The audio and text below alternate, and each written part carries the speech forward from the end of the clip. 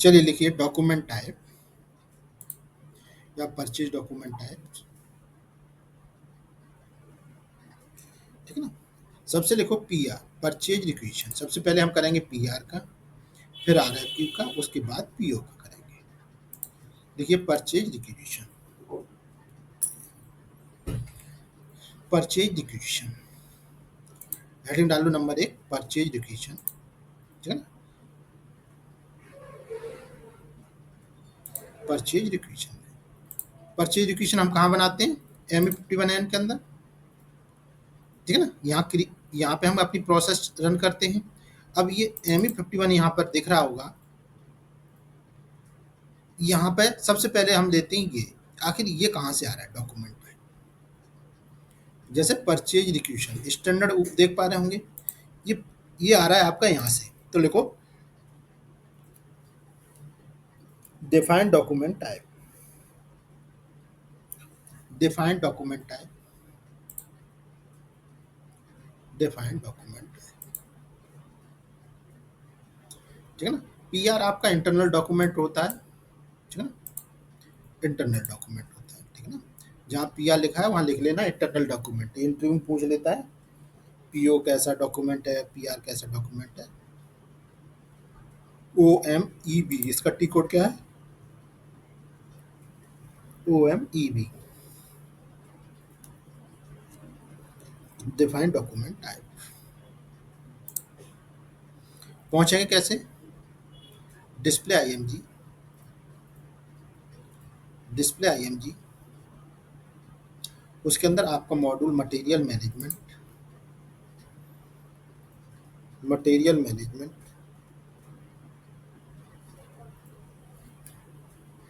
इसके अंदर purchasing, purchasing, purchasing के अंदर purchase requisition,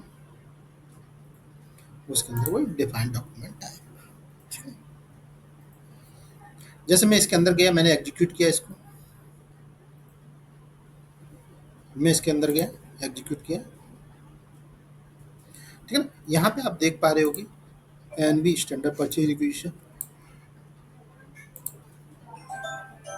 RB outline agreement requisition. आप लोगों ने आउटलाइन एग्रीमेंट किया होगा तो उसमें ये आ गया। FO framework requisition. तो ये नोट कर लो, उसके बाद समझाता हूँ क्या है। FO framework requisition, NB standard purchase requisition, outline agreement requisition RB।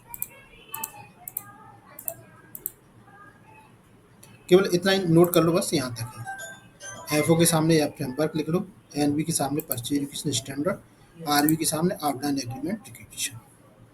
Outline agreement requisition का आपको आउटलाइन एग्रीमेंट पढ़ाए होंगे, वहाँ इसने आप लोगों ने यूज किया होगा इसको।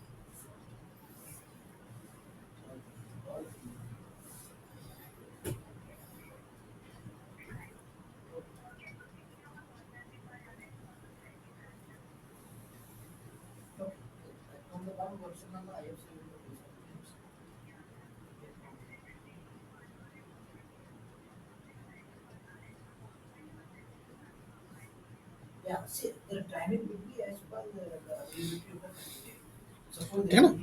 अब देखिए यहाँ पे कितने बने हुए हैं ये स्टैंडर्ड डॉक्यूमेंट है, 1 2 3 4 5 6 7 बने ना। यही आपको यहाँ दिखाई देंगे। देखो 1 2 3 4 5 6 7 7 ही है ना। यानी ये डॉक्यूमेंट टाइप आपका कंट्रोल कहाँ से हो रहा है? यहाँ से। आप जो चाहें वो डॉक्यूमेंट टाइप ना यहाँ उठा सकते हैं। ठीक है ना। अब इस डॉक्यूमेंट के टाइप अंदर है क्या, जैसे अगर ये इस तरह से दिख रहा है, अगर हम पूरा डिटेल में अगर जाने इसका स्टैंडर्ड कोड भी आए तो हम यहाँ से ऐसे भी कर सकते हैं। ये ऑप्शन में जाइए, यहाँ पे एक्सपर्ट में जाएंगे, यहाँ पे ये शो की for all drop down list, इस पर चेक मार्क लगा देंगे। ठीक है ना। अप्लाई कर देंगे, ओके कर देंगे। अब देखो अगर दोबारा से आप खोलोगे ना तो इसका आपको पूरा देखो एन भी दिख रहा है ना। तो यही तो थे पीछे, वही ये थे। तो इस तरह से कर सकते हैं। अगर बंद करना है तो आप यहाँ से बंद कर सकते हैं, तो ये हमें दिखने लगे। ठीक है ना।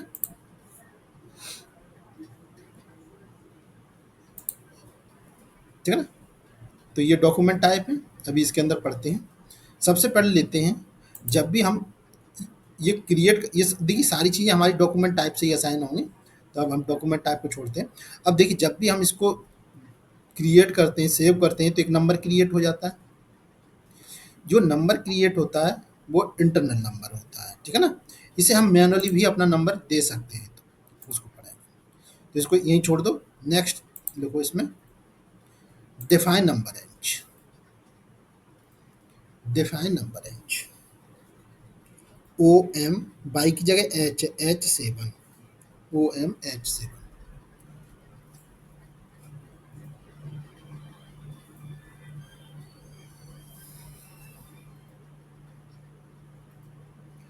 OMH7,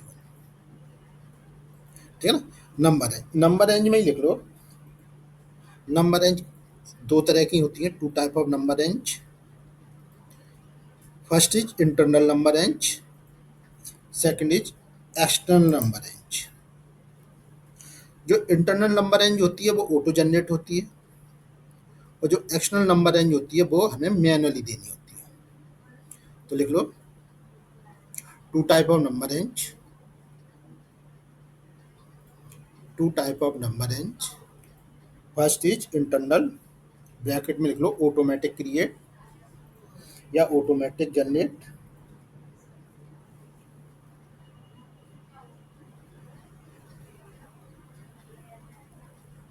second is external number range,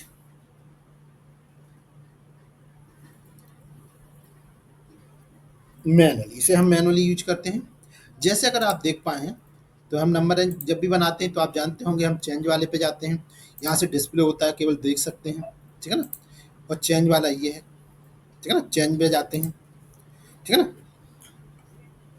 अब देखिए आप नंबर रेंज देख पा रहे होंगे, फर्स्ट बनी हुई है, इसके सामने लास्ट में देखो EXT लिखा है, और EXT पे चेक मार्क नहीं है। EXT पे चेक मार्क नहीं है, इसका मतलब ये इंटरनल नंबर रेंज है। हमारा जो भी नंबर क्रिएट होगा वो क्या है, ऑटो जनरेट होगा। जैसे कि अभी कुछ इस तरह का ही होगा, मतलब एक एग्जैक्ट ए नहीं होता, करंट नंबर दिख रहा है, लेकिन कुछ कुछ मोटा मोटा ऐसा ही क्रिएट होगा, ठीक है ना। सेकंड देख पा रहे होंगे, सेकंड के सामने देखो चेक मार्क लगा है EXT पर। EXT मतलब एक्सटर्नल, इस पर चेक मार्क लगा है, इसका मतलब क्या है, ये एक्सटर्नल, इसे हम मैनुअली देंगे, ठीक है ना। चाहे तो बना भी सकते हैं, कोई ऐसा वो नहीं है। अगर आपको बनाना हो तो पहले दिखा देता हूँ। देखो यहाँ पे अभी जो नंबर जनरेट होगा वो इसी में से एक नंबर जनरेट होगा, ठीक है ना। जैसे जब भी हमने परचेज इक्वेशन बनाई हो, तो मटेरियल हमारा क्या है, मैं अपना मटेरियल लेता हूँ, सम्यक, ठीक है ना। ये मैंने मान लो टायर ले लिया, 600 पीस परचेज करना है, कुछ भी डिलीवरी डेट हो सकती है। प्लांट क्या ले लूँ, सम्यक, सम्यक। देखिए जब भी हम क्रिएट करते हैं, तो जो नंबर रेंज मैं आपको पढ़ा रहा हूँ, इसी नंबर रेंज में से 100 यहाँ से शुरू होकर 1099 इसी के बीच में नंबर जनरेट होगा, क्योंकि यही हमारी वहाँ जुड़ी हुई है। अभी दिखाएंगे कहाँ जुड़ी हुई है। जैसे कि अगर देख पाए, मैं सेव करता हूँ तो देखो यही नंबर जनरेट हो रहा है, तो चेक किया, सेव कर दिया, तो देखो हो रहा है ना, 13,691, कुछ ऐसा ही है, 13,691, ठीक है ना। कुछ इस तरह का नंबर जनरेट होगा, ठीक है ना। तो ये क्या है, इंटरनल है, ऑटो जनरेट हो रहा है, मैंने नंबर है कुछ नहीं दिया नंबर। दूसरा, अगर आप चाहते हैं आप अपना नंबर कुछ जनरेट करवाना, ठीक है ना, मैनुअली देना, ठीक है ना, तो आप क्या कर सकते हैं, प्लस इंटरवल पे जाएंगे और कुछ भी बना दो। देखो यहाँ कितने तक बनी हुई है, 5 तक, 6 तक बनी है, 07 बना दिया मैंने, 07। देख लेता हूँ क्या नंबर रेंज मैंने पहले भी आपको सिखाई है बनाना। मान लीजिए 4,000 वाली ले ली, और एक छोटी सी नंबर रेंज में बना देता हूँ, नहीं, एक नंबर रेंज बना दी, और सामने इसके सामने चेक मार्क लगा देता हूँ EXT पे, ये एक्सटर्नल नंबर है, यानी ये नंबर ऑटो जनरेट नहीं होगा, ये नंबर हमें हमेशा देना होगा।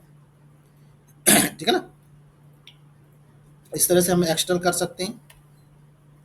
तो ये कह रहा है कि भैया ये इंटरनल ऑलरेडी एग्जिस्ट है, लेकिन एग्जिस्ट कैसे, अच्छा ये वन से शुरू होगा ना, ऑलरेडी एग्जिस्ट कैसे दिखा रहा है भाई, 4 5 6 7, अच्छा 7 तक क्रिएट है, 08 कर देता हूँ, ठीक है ना, ठीक है ना। एक हमारा ये नंबर क्रिएट हो गया 301 से लेके 399 तक, सेव कर दिया मैंने, ठीक है ना। चलिए अभी करते हैं। अब देखिए ये नंबर रेंज होगी हमारी, नंबर रेंज देखो, नंबर रेंज बहुत इंपॉर्टेंट है, पूछी जाती रहती है। नंबर रेंज दो तरह की होती है, इंटरनल और एक्सटर्नल। इंटरनल का जो नंबर होता है वो ऑटो जनरेट होता है, जैसे मैंने अभी करके दिखाया है। एक्सटर्नल जो होती है उसे हमें मैनुअली देना होता है, जैसे कि अभी हम देंगे, ठीक है ना। आपने मटेरियल बनाया होगा, मटेरियल में इंटरनल एक्सटर्नल दोनों ही होती हैं, आप दोनों तरीके से यूज कर सकते हैं। उसमें इंटरनल हमने सिखाई दी थी, और एक्सटर्नल वहाँ पे पहले से ही ऑलरेडी बनी हुई है A to Z, ठीक है ना। इसके अलावा आपने बेंडर पढ़ा होगा, बेंडर में चाहे इंटरनल बना लो चाहे एक्सटर्नल, एक ही दे सकते हैं, या तो इंटरनल या एक्सटर्नल, ठीक है ना, एक ही असाइन होती है। और जब पीआर की अगर हम देखें, डॉक्यूमेंट परचेज डॉक्यूमेंट टाइप देखें, तो यहाँ देखो दोनों ही नंबर जुड़ी हुई है। नंबर रेंज ये इंटरनल है, ये नंबर रेंज एक्सटर्नल है, ये इंटरनल नंबर रेंज है, ये एक्सटर्नल नंबर रेंज, ठीक है ना। अब चूंकि मेरी एनबी से क्या जुड़ी हुई है, 01, अब मैं 08 जोड़ देता हूँ, 01 तो जुड़ी हुई है, तभी तो दिख रहा था हमको, और 08 मैंने जोड़ दी, सेव कर दी। अब देखिए, आप जब भी आप पीआर क्रिएट करेंगे तो इंटरनल देना है तो इंटरनल दे दो, एक्सटर्नल देना है तो कैसे देते हैं। फिर से मैं पीआर क्रिएट कर रहा हूँ अपनी,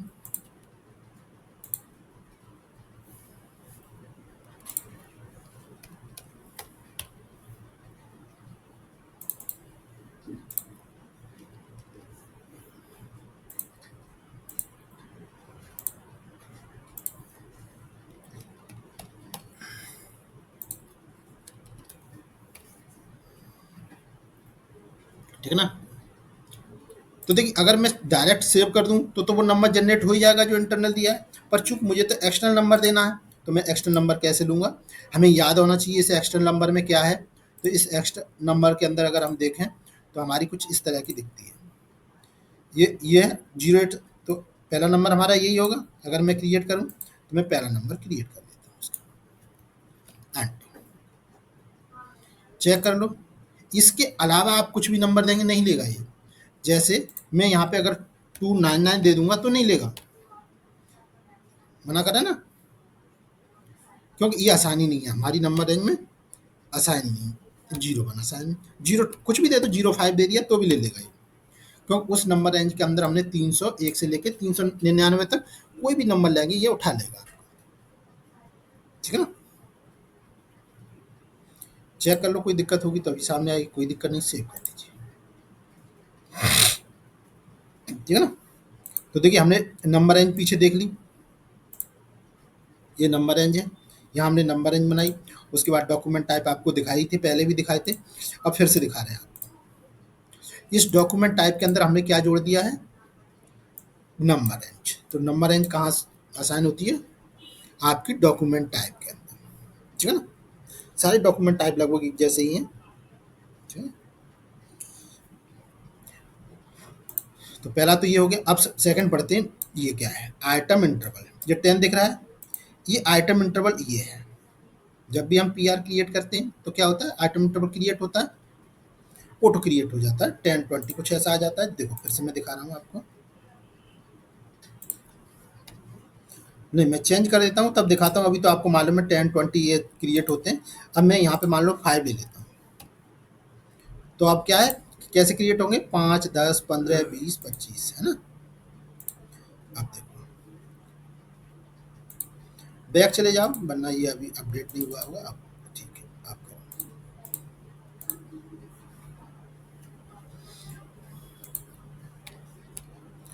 सम्यक,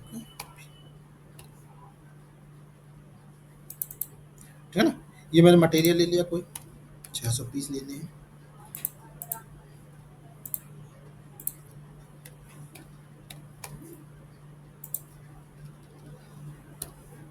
ठीक है ना, कोई दूसरा मटेरियल उठा लो आप।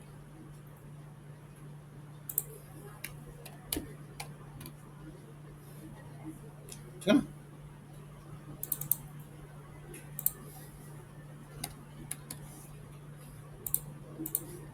इस तरह से हम बना सकते हैं।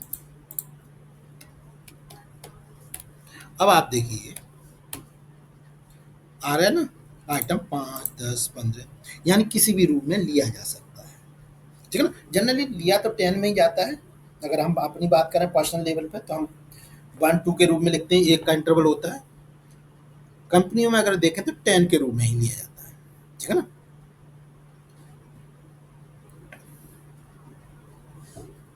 समझ पा रहे हैं आप इसको? ठीक है ना, तो मैं यहाँ 10 ही कर देता हूँ, क्योंकि 10 ही स्टैंडर्ड है और 10 ही लेना चाहिए। चलिए, ये तो मैंने नंबर रेंज बता दी, डॉक्यूमेंट टाइप बता दिया आपको, नंबर रेंज में इंटरनल एक्सटर्नल भी बता दी, दोनों जुड़ते भी कहाँ डॉक्यूमेंट टाइप के अंदर, आइटम इंटरवल बता दिया।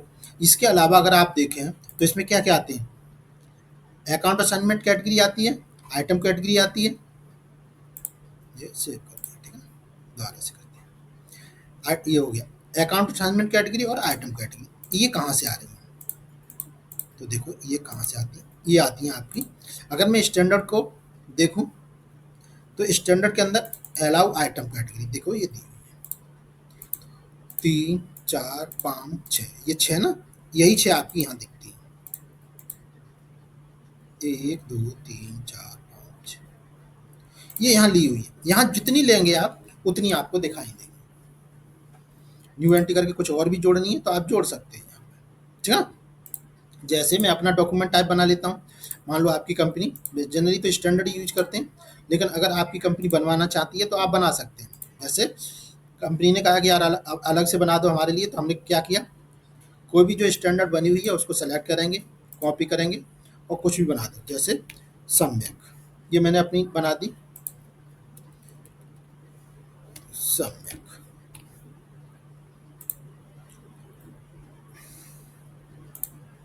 ये मेरी नंबर रेंज बन गई।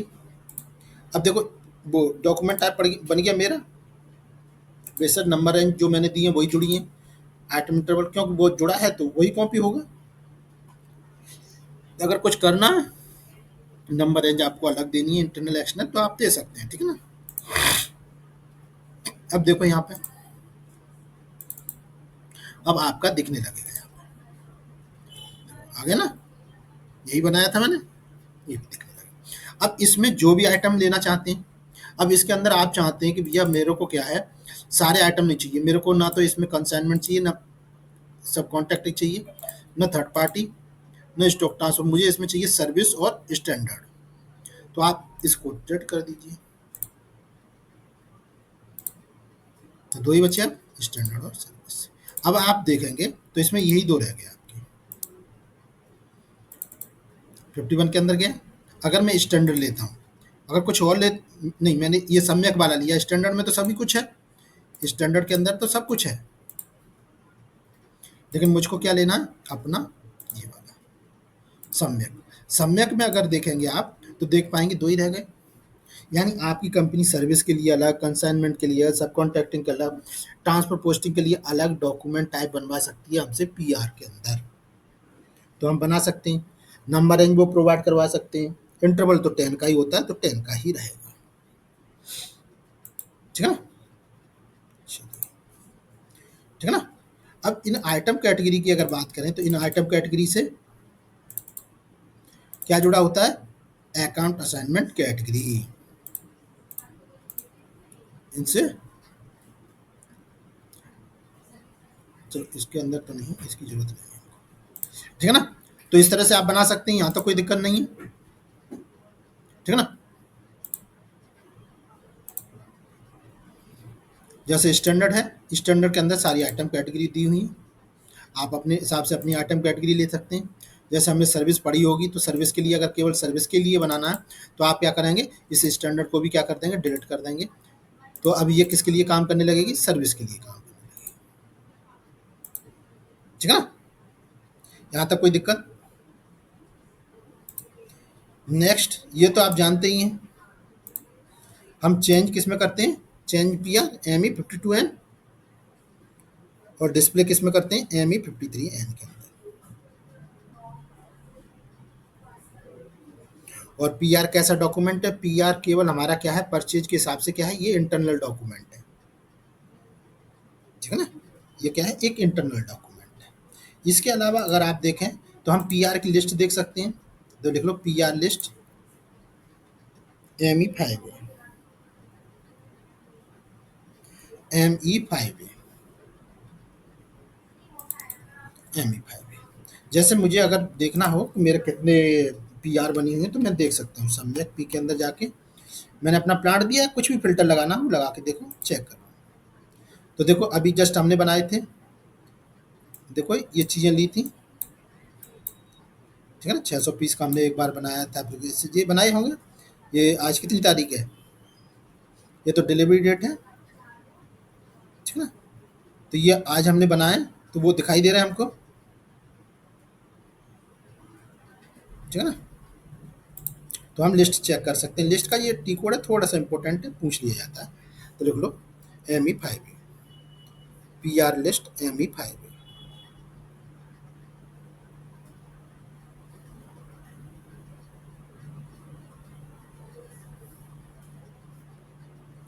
ठीक है ना, चलिए, तो एक तो ये हो गया। अब इसके अंदर क्या जुड़ी हुई है, आइटम कैटेगरी है, वो sorry account assignment category A, ये कहाँ से आ रही है, ये दिखाते हैं अब आपको। तो लिखो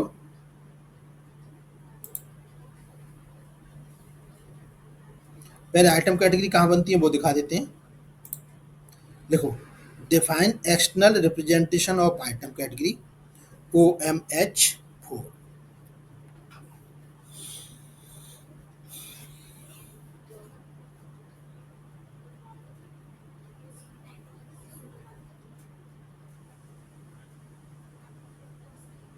देख लो, define external representation of item category MH4 OMH4।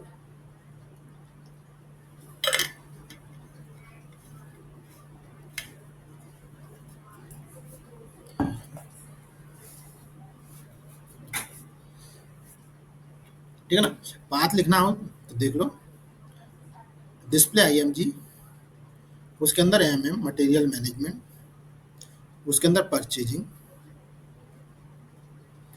MM के अंदर परचेजिंग, परचेजिंग के अंदर define external representation of item category.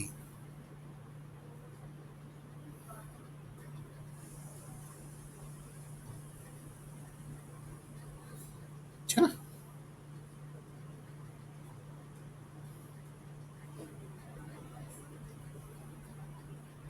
इसके अंदर गया मैं, इसमें देख पा रहे होगे यही तो थी हमारी आइटम कैटेगरी। स्टैंडर्ड हमने देखी थी, वहाँ पे कंसाइनमेंट के लिए के होती थी, सब कॉन्ट्रैक्टिंग के लिए ये थी, ठीक है ना, स्टॉक ट्रांसफर के लिए ये थी, सर्विस के लिए ये थी, थर्ड पार्टी के लिए ये थी, यही तो थी। ये आइटम कैटेगरी यहाँ पे बनी हुई है, पहले ऑलरेडी बनी हुई है। अब यहाँ पे आप देख पा रहे होगे, यहाँ न्यू एंट्री का तो कोई ऑप्शन है नहीं,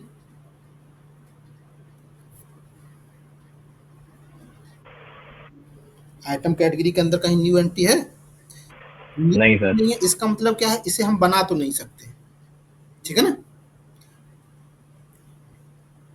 यानी हम नई आइटम कैटेगरी नहीं बना सकते। तो इंटरव्यू में हमेशा से पूछा जाता रहा है कि आप आइटम कैटेगरी बना सकते हैं कि नहीं बना सकते, तो याद रखना है आपको।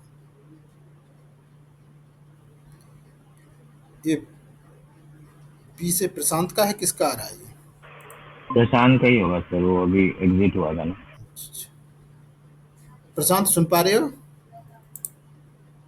ठीक है ना।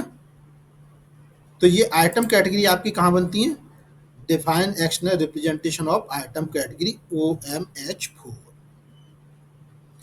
Define external representation of item category. Execute किया मैंने इसको, ये बनी हुई है पहले से ही, ठीक है ना। लिखना हो तो एक दो लिख लो, आप लिख लो ब्लैंक स्टैंडर्ड, के कंसाइनमेंट, एल सब कॉन्ट्रैक्टिंग, यू स्टॉक ट्रांसफर और डी फॉर सर्विस। ये लिख लो चार पांच, ठीक है ना। बेशक हमने आपको श्रेय आपने पढ़ी होगी, लिमिट्स वाली पढ़ ली होगी, ठीक है ना। थर्ड पार्टी की आपको जरूरत नहीं पड़ती है, एसडी में पढ़ाई जाती है। स्टॉक ट्रांसफर के लिए यू पढ़ाई होगा, सर्विस के लिए डी पढ़ाई होगा, के कंसाइनमेंट एल सब कॉन्ट्रैक्टिंग में पढ़ाई जाती है, ठीक है ना। अब यहाँ पे बस एक बात याद रखनी है कि भाई ये नहीं बनती है, ये नहीं बनाई जा सकती।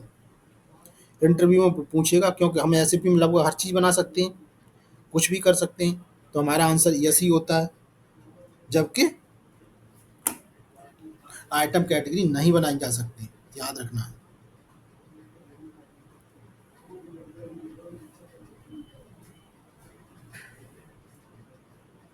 ठीक है ना। अच्छा दूसरा देखो, इसमें एडिट वाला, तो यहाँ एडिट डिस्प्ले वाला तो दिख रहा है, तो देखते हैं कि भाई एडिट हो सकती है कि नहीं। कोई सेलेक्ट की, एडिट की हमने, तो देखो एडिट भी नहीं हो रही, हम एडिट भी नहीं कर सकते। यानी किसी भी आइटम कैटेगरी को हम चेंज नहीं कर सकते, ना ही इसे क्रिएट कर सकते और ना ही इसके अंदर कुछ भी चेंज किया जा सकता है। जैसे अगर आप डिटेल में भी देखें, डबल क्लिक करें, इसको ओपन करें, तो देखिए यहाँ पे हम कुछ भी चेंज नहीं कर सकते आइटम कैटेगरी के अंदर,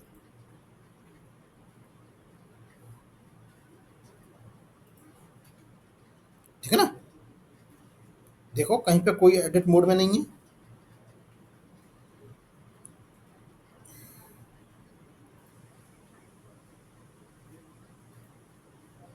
ठीक है ना।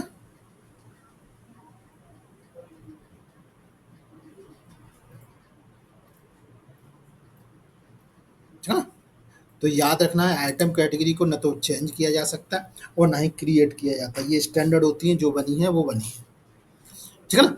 जोड़ सकते हैं किसके अंदर, हम अपनी पीआर के अंदर, जहां डॉक्यूमेंट टाइप हमने बनाया था अपना, OMEB के अंदर हम जोड़ सकते हैं, लेकिन इसे बना नहीं सकते हैं, ठीक है ना। तो ये याद रखना है। चलिए, ये क्वेश्चन पूछा जाता रहता है। नेक्स्ट लिखो, maintain account assignment category, OME 9।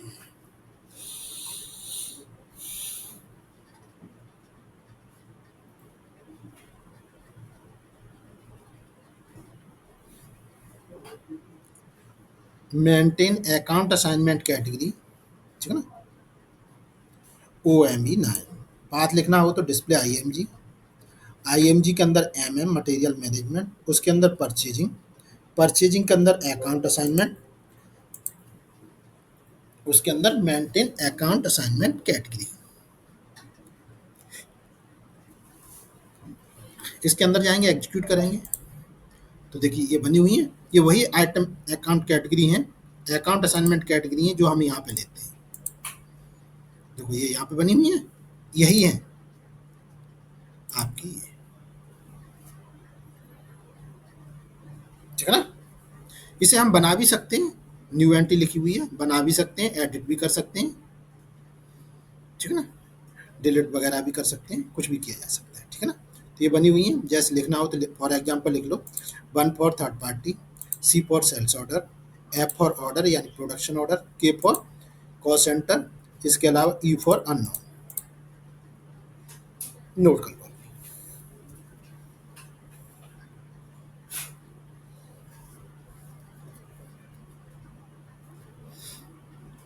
ठीक है ना।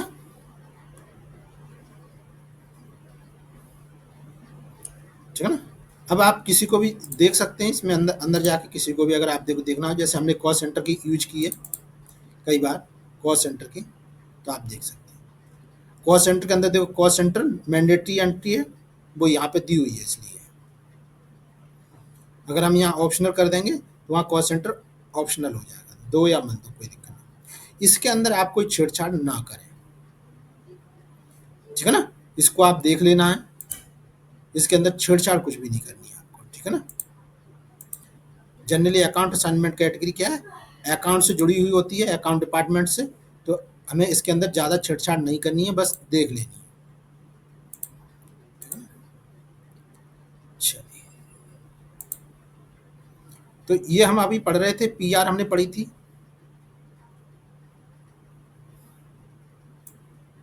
ठीक है ना। नेक्स्ट हम पढ़ेंगे आरएफक्यू। तो लिख लो, ये तीनों यहीं पास ही पास दी हुई हैं, सारे डॉक्यूमेंट टाइप एक ही जगह बनते हैं। ठीक है ना। चलिए देखो, नेक्स्ट नंबर 2, ये तो हमने पीआर के लिए वो सारी चीज़ें पढ़ ली। पीआर के अंदर ऐसी अब कोई चीज़ नहीं है जो हमें ज़रूरत है पढ़ने की। अब लिखिए आरएफक्यू ओब्लिक कोटेशन नंबर 2। ठीक है ना। सेम ही है, अब कोई खास नहीं है, जितना था पीछे ही पढ़ाना था। देख लो आरएफक्यू ओब्लिक कोटेशन। ठीक है ना, ये पीआर तो हमने देखी नहीं। नेक्स्ट लिखो आरएफक्यू ओब्लिक कोटेशन। ME41 हम यूज करते ही हैं यहाँ पे। ठीक है ना। तो पहला तो लिख लो डिफाइन नंबर रेंज। और आरएफक्यू क्या है, आपका एक्सटर्नल डॉक्यूमेंट है। पीओ और आरएफक्यू आपके एक्सटर्नल डॉक्यूमेंट है। ठीक है ना। तो आरएफक्यू ओब्लिक कोटेशन, इसके अंदर लिख लो number 1 define number range. Path लिखाने की जरूरत नहीं है, ये सारी चीज़ें एक ही जगह हैं। ठीक है ना। डिफाइन नंबर रेंज, तो नंबर रेंज मैंने बताई दी, आपको इंटरनल होती है, एक्सटर्नल होती है। बनाना आप जानते ही हैं, पहले भी हम बना चुके हैं, पीछे भी हम आपको दिखा चुके हैं। ठीक है ना। अगर आप जाएंगे टी को लिख लो OMH, बाई की जगह H है, H6। इसके अंदर गए तो आप देख पाएंगे यहाँ पे, अगर आपको बनाना है, ये तो बनी हुई है, चेक मार्क लगाएं, यानी एक्सटर्नल है, जिस पे नहीं लगा होगा वो इंटरनल है। इंटरनल है। ठीक है ना। और आप चाहते हैं बनाना तो प्लस इंटरवल पे जाके बना सकते हैं, मैं बना नहीं रहा हूँ। ठीक है। नेक्स्ट लिखो डिफाइन डॉक्यूमेंट टाइप OMEA।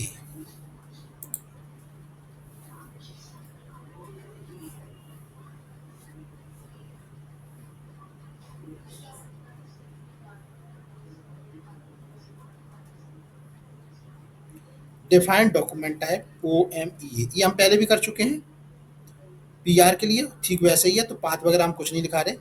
इसके अंदर जाएंगे, इसके अंदर लिख लो आप AN, स्टैंडर्ड आरएफक्यू। तो देखो इसमें नंबर रेंज भी इंटरनल दिख रही है, एक्सटर्नल भी दिख रही है, और आइटम इंटरवल भी दिख रहा है 10। ठीक है ना। इसके अंदर आइटम कैटेगरी की बात करें तो देखो आइटम कैटेगरी भी जुड़ी हुई है इसके अंदर। और अगर आप किसी के अंदर और अंदर जाएं तो आप देख सकते हैं इसके अंदर पीआर से भी चीज़ें रिलेटेड जुड़ी हुई हैं। लिंक परचेज रिक्वेशन डॉक्यूमेंट, ये परचेज रिक्वेशन डॉक्यूमेंट जुड़े हुए हैं इसमें। ठीक है ना। तो आप केवल कुछ मत लिखो इसमें, केवल AN लिख लो, स्टैंडर्ड आरएफ। ठीक है। और सब कुछ आप कर सकते हैं, जनरली ये बनाई नहीं जाती, इसी पे काम होता है, कोई चेंज नहीं कर पाएगा आपसे। ठीक है। तो इसमें तो कोई खास है नहीं। नेक्स्ट लिख, अगर आप इस इधर देखें तो आपको मालूम है ME41 में हम RFQ बनाते हैं, 2 में चेंज करते हैं, 3 में डिस्प्ले करते हैं। ठीक है ना। अगर रिलीज पड़े हों तो रिलीज हम यहाँ से कर सकते हैं। ठीक है ना। ठीक है ना। इसकी लिस्ट वगैरह भी हमें देखने की जरूरत नहीं है, ज़्यादा इंपॉर्टेंट नहीं है। कोटेशन, मेंटेन कोटेशन हम ME47 में करते हैं। ठीक है ना। चलिए, नेक्स्ट एंड लास्ट लिखो PO, परचेज ऑर्डर। देखिए परचेज ऑर्डर, परचेज ऑर्डर ये भी सेम पीछे जैसा ही है, कोई चेंजेज नहीं है। ठीक है ना। परचेज ऑर्डर जैसे हम यहाँ पे अगर आप दिखाएं, सेम वैसे ही है जैसे पीआर के डॉक्यूमेंट है, सब कुछ वही है। जैसे आप डॉक्यूमेंट टाइप चेक कर सकते हैं, account assignment, item category, vendor तो अलग होता ही है, तो इससे तो कोई मतलब ही नहीं है, और सारी चीज़ें सेम वैसे ही हैं। तो देखो नंबर 1 डिफाइन नंबर रेंज। देखो सारी एक्सटर्नल नंबर रेंज एक ही जगह बनती है OMH6 के अंदर, तो इसका भी टी कोड वही सेम ही है।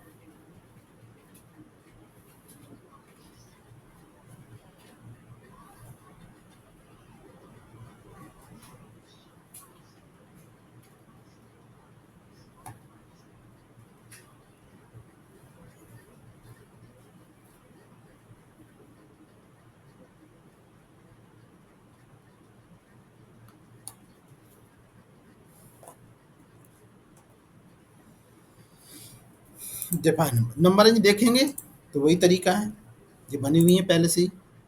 अगर हमें बनानी है तो चेंज में जाएंगे, प्लस इंटर पर क्लिक करेंगे, बना देंगे। एक्सटर्नल बनानी है तो चेक मार्क लगा देंगे, इंटरनल बनानी है तो कोई चेक मार्क नहीं लगाएंगे। ठीक है ना, तो मैं ये कुछ नहीं बता रहा यहाँ पे। नेक्स्ट लिखो defined document type. Defined document type OMEC। OMEC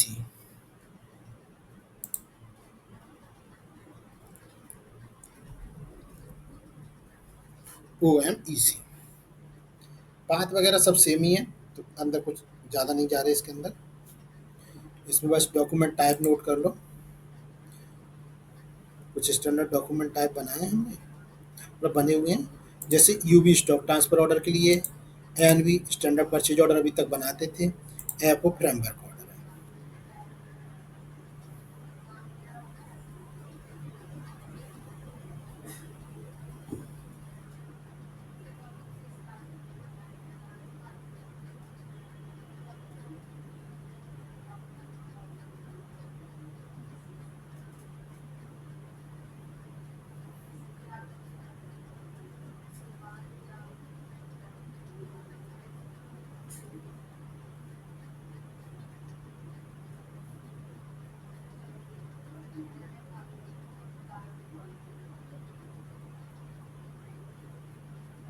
ठीक है ना,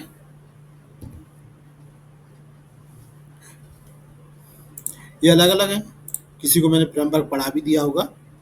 ठीक है ना, स्टॉक ट्रांसफर हमने पढ़ाई होगा, नहीं पढ़ा होगा तो हम पढ़ेंगे उसको। तो यहाँ देख पा रहे होगे ये क्या आइटम इंटरवल, ये इंटरनल है, वो सॉरी आइटम इंटरवल है, जो कि आप पहले ही बता चुके हैं। ये 10, 20, 30 आता है, वो है। ठीक है ना, इसके अलावा ये नंबर रेंज है, ये इंटरनल नंबर रेंज है, ये एक्सटर्नल नंबर रेंज है। इसे हमें मैनुअली देना होगा, ये ऑटो जनरेट होता है ये नंबर। ठीक है ना, अगर इसके अंदर देखें आइटम कैटेगरी, तो देखो ये आइटम कैटेगरी दी हुई है।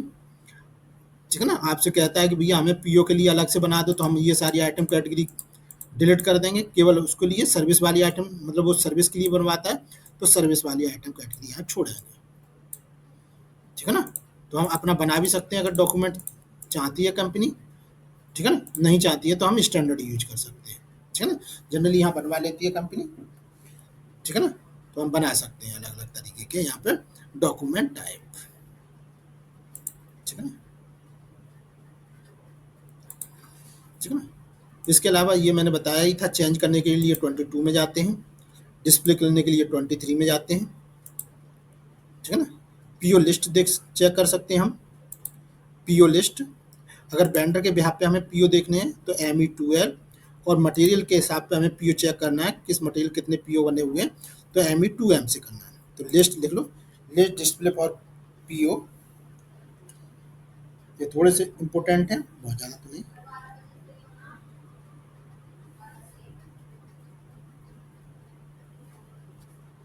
ठीक है ना,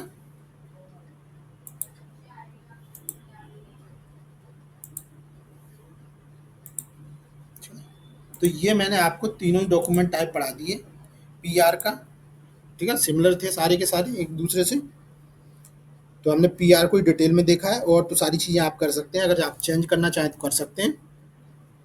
एक दो बार इसको पढ़ लेना, ये आपको याद हो जाएगा। इसके अंदर बहुत ज़्यादा कुछ है नहीं। ठीक है ना, लेकिन इम्पोर्टेंट बहुत है ये।